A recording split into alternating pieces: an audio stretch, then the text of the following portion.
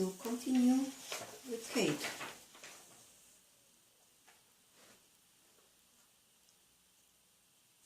The vice principal's voice boomed over the PR speaker, startling Todd to the point where he snapped off the tip of the pencil he doodled with for a good half of the class.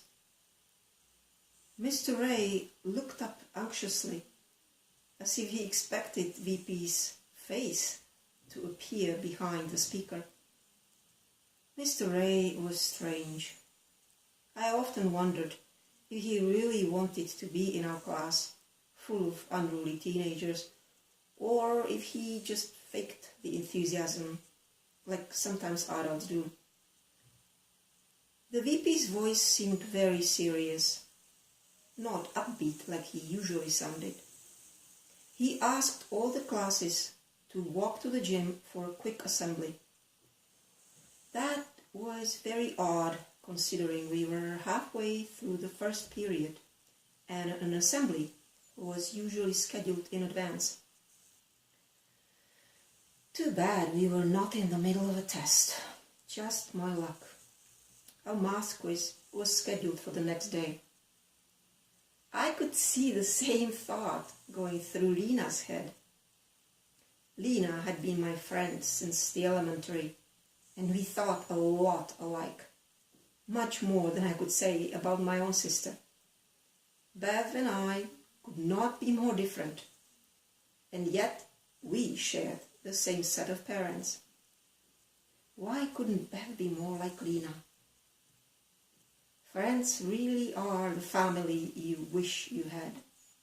It was so true in our case. Well, Kate, I couldn't agree more. Tell me something new. We were all filing out of the classroom, discussing what the possible cause for this welcomed interruption could be. I bet you had something to do with drugs. I saw a cop car sitting in the parking lot this morning. I overheard Jared. I did not see any cop car when I came, but then again, I was not late the way Jared was on most days. He probably said it because of guilt. I could smell weed on his coat almost every day, and today was no exception. Okay, Kate, let's get real. It's like legal in some states already. As we entered the gym, Lena grabbed my arm and steered me towards the right, even though Mr. Ray made a feeble attempt to keep us all together, and it appeared that his preference was for the left side of the gym. I realized pretty quickly why Lena was right side bound, like a bee honing on a flower. In our case, the flower was Jenna, surrounded by her cheerleaders. When Jen spotted Lena, she gave her a friendly nod, while barely acknowledging my presence. That was my reward for dropping dance in grade 4. If I had stuck with it like Lena did, maybe now Jen would have been smiling at me too. As it was, Lena, my best friend as long as I remember, made it onto the cheerleading team and I did not. Now, she was one of them, and I was just Lena's friend, hanging around. I wondered how long Lena would remain my best friend. My gloomy thoughts got interrupted by Mr. Wall, the vice principal. And she will remain in our thoughts as we wish her a speedy recovery. Ooh. What did I miss? What happened? I whispered to Lena. Miss Bronson was in a serious car accident last night, she hissed back. Ooh. Beth was going to be upset. Miss Bronson was her volleyball coach. and her team had been doing really well this year. Bev and her volleyball. She was good at it, and she loved it. I wished for zillionth time I had stayed with those dance classes. Bev had her volleyball, while I had just a memory of my dance classes. Oh well, too late now. I started listening again. Her classes will be covered by Mr. Jackson, and I will personally take over Miss Bronson's volleyball coaching. Oh boy, Bev will really be upset. I did not think Mr. Wall could coach his way out of a paper bag. My thoughts were interrupted again. Hey, look at that new girl, Lena whispered. I looked in the direction she pointed and saw a girl.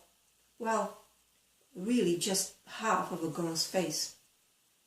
The other half was hidden by long black bangs. It was the third week of our junior year, and by now I knew most of the kids by sight. Ours was not a big school, but this girl would stand out anywhere. She was definitely new, and she was most definitely an emo. Black hair, black clothing, black heavy makeup. From what I could see on the one side of her face, not hidden by the bangs.